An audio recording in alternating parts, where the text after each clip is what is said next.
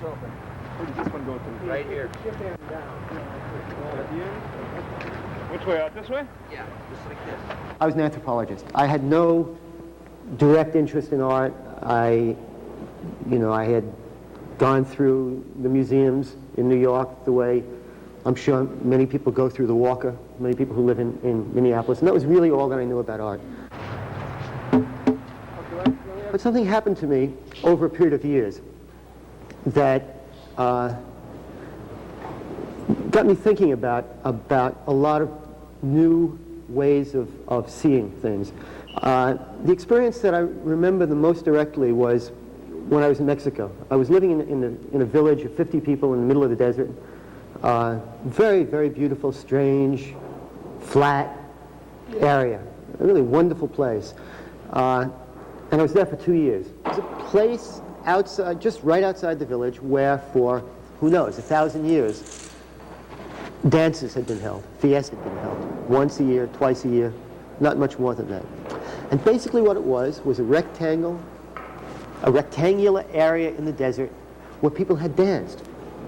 There were no markings, there were no boundaries, there were no fences surrounding it, but it was a piece of desert that was rectangular because people stood around the edges watching the other people dance. That rectangle of desert that had been pushed down, that had been compacted by 1,000 years of people dancing on it. You could feel that, and it was a very powerful thing. And that's the kind of work that I'm trying to do. So there are two ways that I'm interested in manipulating space. Both of them involve bounding space in a certain way, but in very different ways. One is by making boundaries, by making external boundaries. Another way to bound space is by making a focus, by making an object, which then creates boundaries around it. Quite often I would go through the desert. I would just walk or ride on a horse through the desert with people who lived there, with Indians who had lived there all their lives. And I noticed that these people were reacting to the places, the space, in a basically different way than I was. And what I finally realized was that the only way I could finally put it into words was by an analogy. And I felt like for these people, as we moved through what seemed like undifferentiated desert to me, that is just desert and desert and desert, it was almost as if they were walking through a series of rooms. That is, they recognized boundaries, not literal boundaries like that row of cactus, but just areas that they separated, that felt separate to them. This area here as opposed to that area there.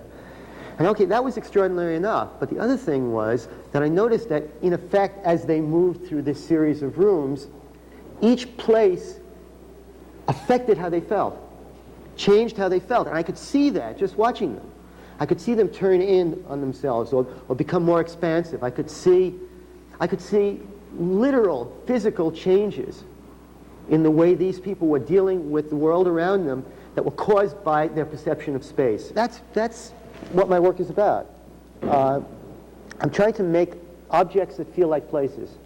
I'm trying to make objects that change the way a space feels, that make you feel differently when you're in that space. Sometimes it works and sometimes it doesn't. You know.